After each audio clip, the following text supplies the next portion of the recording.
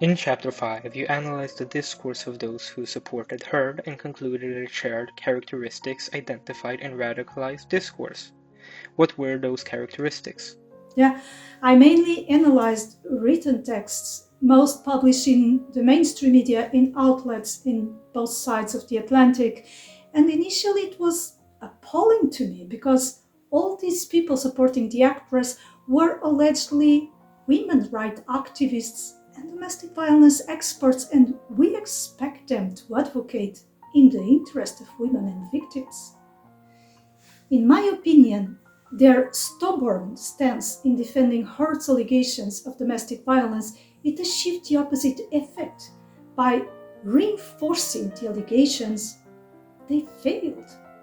They failed the actress because it didn't help her, they failed victims because they were used, and they failed to support women because it became clear that it doesn't matter the circumstances, women need at all costs to be victims. That is insane. Why these people didn't challenge the actress and her allegations is still a mystery to me. Well, some did, and they dropped their support when the audio recordings with the couple's interactions became public. But the photos of the actress's face in magazines intended to portray the seriousness of the violence should have raised at least some question marks. And it was public that she lived surrounded by family and friends, and the couple was almost all the time in the presence of others, which contradicts the allegations of coercive control and isolation in her narrative. But despite all these circumstances, her allegations needed to be believed. Her truth should not be questioned.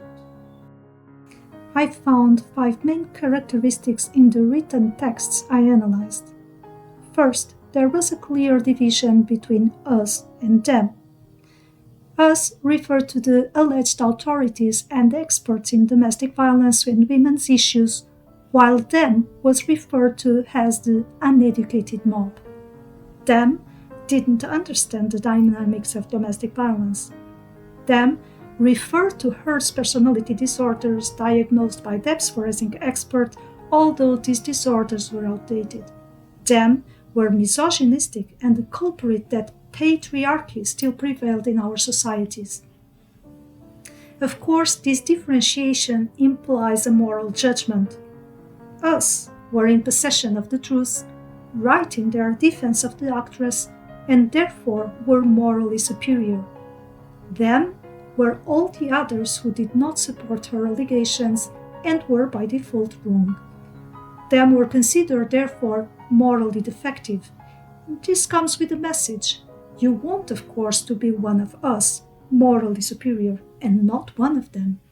Blaming them is a strategy to intensify and perpetuate the othering process.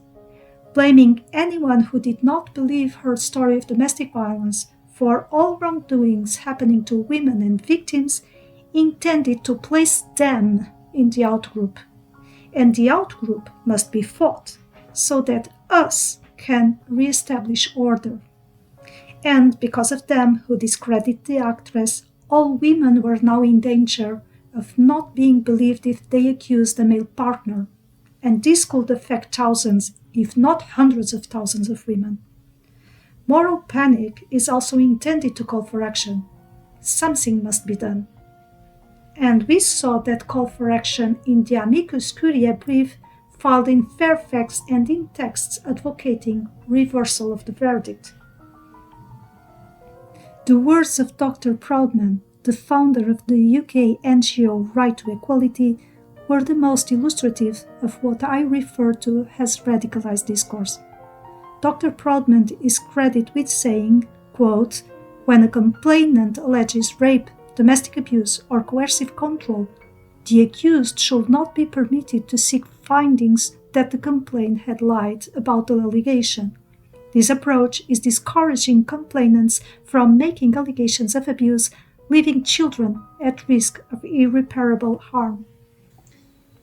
The radicalism expressed in these words can be compared to the incitement of violence found in other types of radical discourses, be it religious, ethnic, or political. It promotes institutional violence in this case by denying the individual the right to defend themselves against the false accusations. Many of us who for many years have advocated for women's rights and fought sexual discrimination and sexual harassment in work environments and have written about victims, we refuse to be associated with such radical stance. In states governed by the rule of law, evidence is a fundamental principle.